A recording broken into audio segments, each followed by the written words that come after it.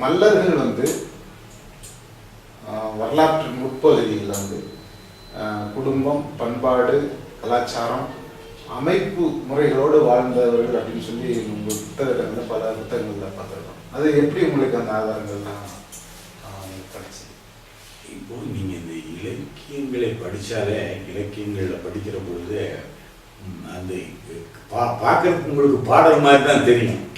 பாடலாக இருந்தாலும் அதில் குடும்பத்தினுடைய வரலாறுகளையே சொல்கிற மாதிரி இருக்கும். அது எப்படி அந்த சமுதாயங்கள் வாழ்கிற வாழ்க்கை முறை, அந்த என்ன சொல்கிறதுங்க, அந்த படிநிலைன்னு சொல்கிறாங்க, கட்டமைப்பு படிநிலை உழவர்களிலிருந்து உழவனாக இருந்தவனும் மல்லர், அரசனாக இருந்தவனும் மல்லர்.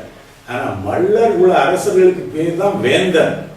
வேந்தன் வந்தாவே அவர்கள் மல்லர்கள். வேறவனுக்கு வேந்தன் பேர் இல்லை, அரசன் பேர் வரும், வேற மன்னன்கிற பேர் வரும். ஆனா வேந்தன்கிற பேர் மல்லர் குலத்துக்காரங்களுக்கு தான் வேந்தன்கிற பேர்.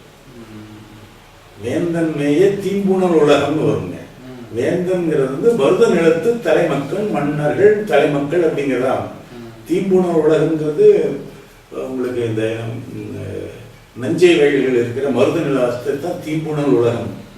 புனல் தான் நீர், தீம்புணல் தான் நல்ல தண்ணி, கடல் நீர் இல்லை, நல்ல தண்ணி. தீம்புணல் உலகம் இவர்களுடைய நாடு. இவர்கள் விளைவிக்கிற நெல் தான் அந்த அதுதான் மருத நிலத்து மல்லர்கள் விளைவிக்கிற நெல்லுக்கு குறிஞ்சி நிலம், முல்லை நிலத்தில் இருக்கிற மக்கள் இங்கே அவங்க நிலங்களில் விளைகிற பொருள்களை கொண்டு வந்து கொடுத்துட்டு அரிசி வாங்கிட்டு போவாங்க, நெல் வாங்கிட்டு போவாங்க, சர்க்கரை வாங்கிட்டு போவாங்க, கரும்பு, இந்த மாதிரி எல்லாம் மருத இலக்கிய பாடல்கள் வருதுங்க.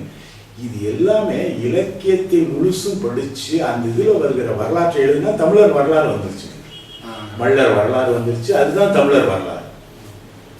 இன்னைக்கு அரசியல்வாதிகள் இந்த மல்லர் வரலாற்றை பேச மாட்டேங்கிறாங்க, அழிக்கிறாங்க. அந்த பேரவே அழிக்கணும்னு தான் கருணாநிதி மாதிரி ஆட்கள் பண்றாங்க.